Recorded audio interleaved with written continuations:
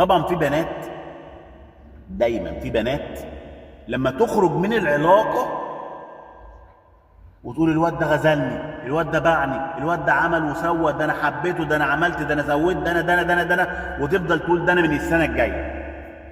وازاي احرق دمه بقى؟ انا عايز احرق دم ابن الابلسه ده.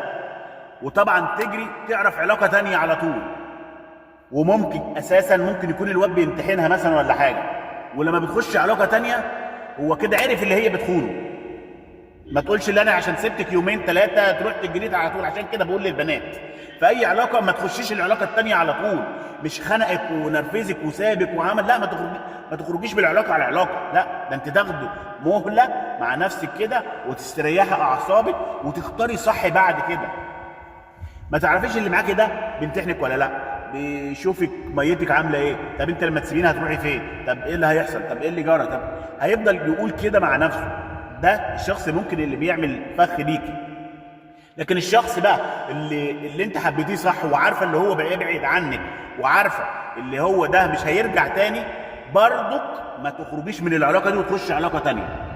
ليه يا عم احمد ما تخشش علاقه تانيه؟ اولا انت مش واخده القرار المناسب اللي انت خرجت من العلاقه دي وتخش علاقه تانيه. يعني ايه يا عم احمد؟ برضك مش فاهم. يعني انا لما اخش اي علاقه في الدنيا كلها، انا مخنوقه من حبيبي، مخنوقه من خطيبي وسابني ومش هيرجع، من جواكي حاسه بتعب وخنقه وقرف وحاجات كتير قوي ومخنوقه من الدنيا دي كلها. انا مش طايق اي حاجه في الدنيا اللي هيغير المول بتاعي وهخليه يتغاظ وهخليه يعرف قيمتي. انا هحب الواد ابن الجيران او احب ابن خالتي اللي انا اساسا ما بقبلوش. المهم هتحبيه، هترتبطي بيه، وهو برضك شايفك، الواد اللي سابك قبل كده شايفك، وهيجي يقول ايه؟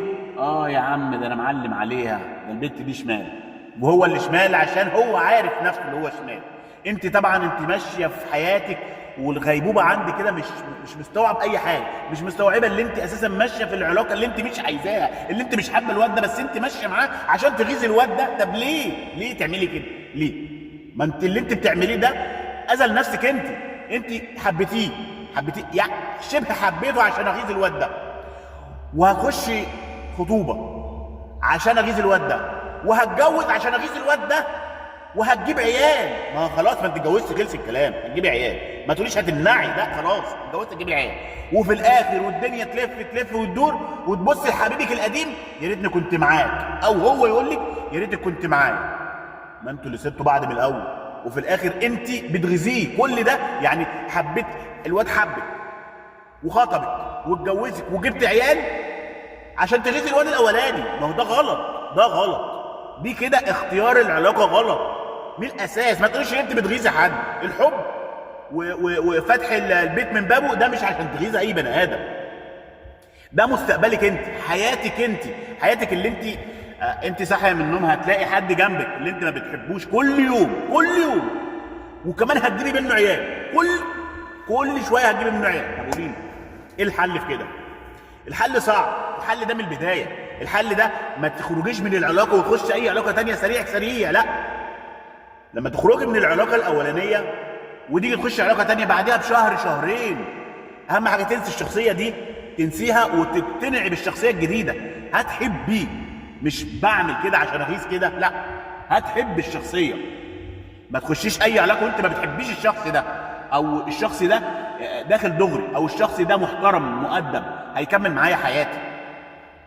مش اي بنت تسيب اي العلاقه ما انت ما تعرفيش انت كنت في مراهقه ولا ايه الدنيا، هتسيب العلاقه وتخش العلاقه دي. هل العلاقه دي غلط ولا دي صح؟ ما انت مش عارفه كده. انت لازم من الاول خالص لما تخش اي علاقه في الدنيا